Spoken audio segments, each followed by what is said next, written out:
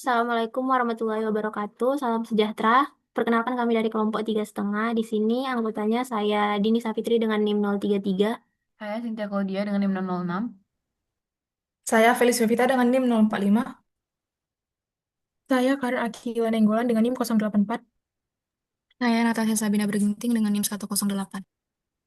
Di sini kami akan mempresentasikan hasil proyek Pratikum PBO, yaitu sebuah aplikasi bernama Volunteer Hub. Volunteer Hub ini adalah aplikasi desktop yang dirancang menerapkan pemrograman berbasis objek menggunakan JavaFX, di mana aplikasi ini menghubungkan pengguna dengan kegiatan sosial yang ada di sekitar dan menyediakan opsi bagi pengguna untuk dapat berdonasi pada kegiatan yang open donasi.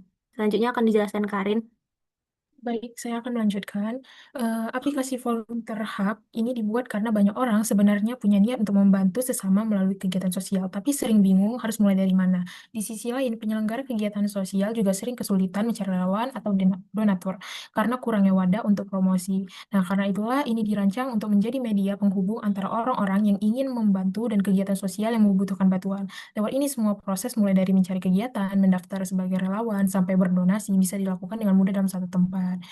Dengan fitur yang ada di aplikasi ini, tujuan utama Volunteer Hub sebagai platform penghubung antara relawan, donatur, dan kegiatan sosial bisa dapat dilakukan dengan baik. Baik, selanjutnya akan dilanjutkan oleh teman saya, Cynthia. Baik, terima kasih. Saya akan melanjutkan dengan menjelaskan fitur-fitur utama dari aplikasi kami. Nah, yang pertama itu ada fitur registrasi dan login. Jadi untuk fitur registrasi ini memang hanya dibuka khusus untuk pengguna yang hanya ingin mendaftar sebagai relawan. Karena untuk akun admin, kami membatasi hanya satu akun saja untuk keamanan dan pengelolaan datanya. Sedangkan untuk login bisa diakses baik oleh admin maupun relawan.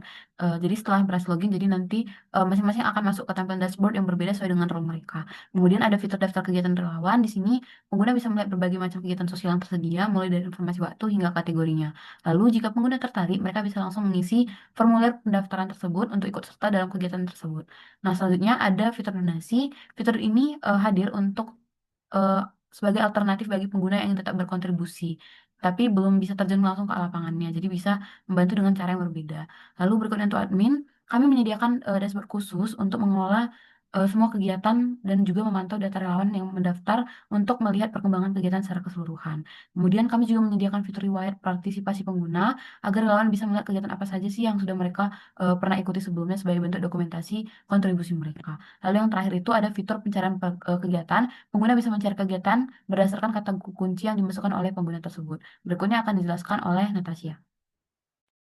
Oke, setelah kita selesai menjelaskan fitur-fitur dalam Volunteer Hub ini, kita coba untuk mendemo aplikasinya.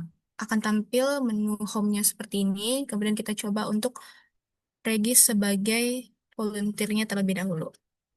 Kita masukkan namanya, kita masukkan email,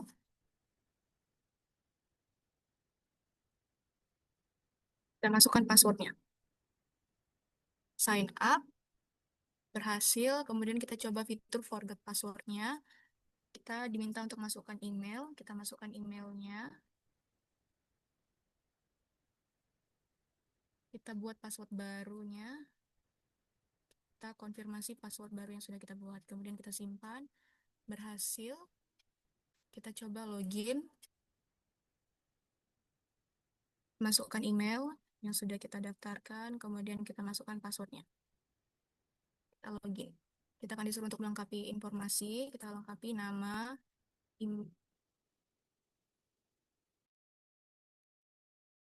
nomor telepon,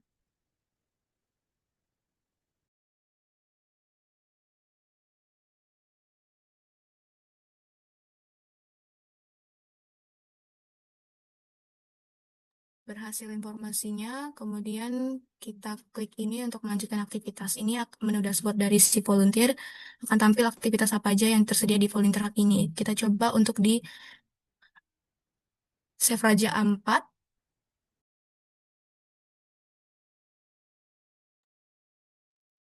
kita coba register, kita masukkan nama,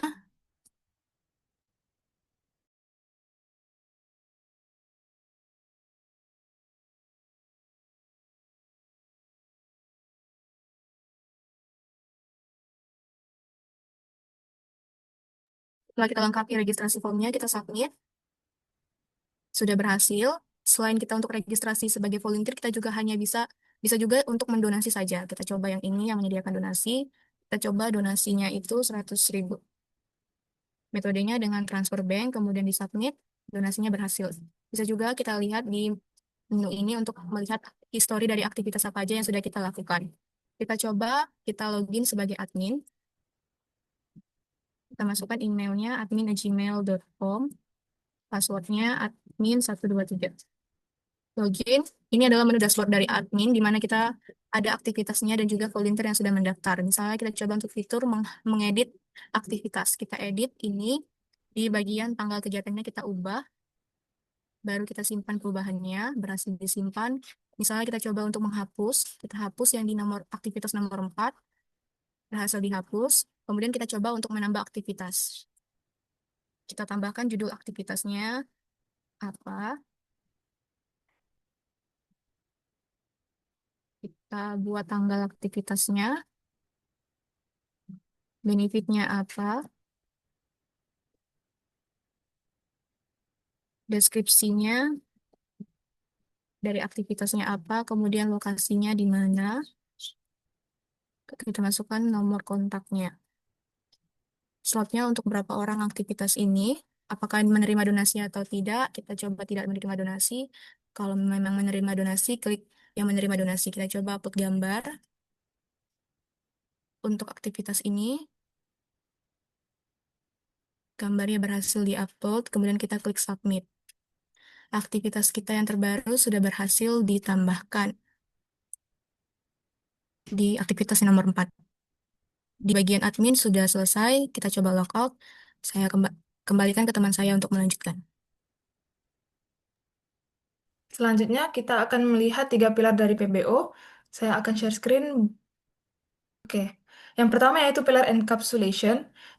Pilar encapsulation ini pada dasarnya kayak mengunci kelas biar nggak gampang dilihat atau diakses oleh kelas lain. Jadi contohnya ada di bagian volunteer dashboard controller. Di sini kita dapat lihat ini eh, ada private meliputi ID, title, date, dan lain sebagainya itu di-set sebagai private. Untuk mengaksesnya kita memakai getter. Di sini kan untuk menampilkan di dashboard volunteer. Jadi kita menggunakan get ID misalnya untuk return ID-nya, title-nya, dan sebagainya. Lalu contoh lainnya ada di activity. Di activity ini kita bisa lihat ada getter dan setter. Jadi tadi kan getter hanya untuk mendapatkan nilai, sementara setter ini untuk mengubah nilai dari variabel itu.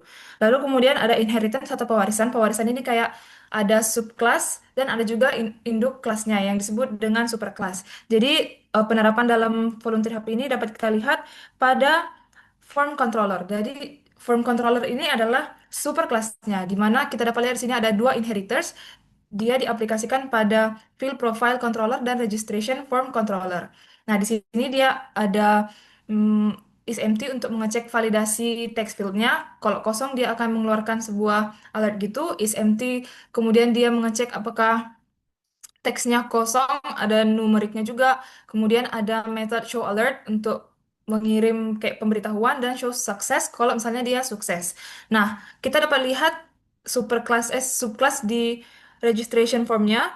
Di sini dia menampilkan, dia tinggal manggil show alert, kemudian membuat titlenya user error dan kontennya user not found.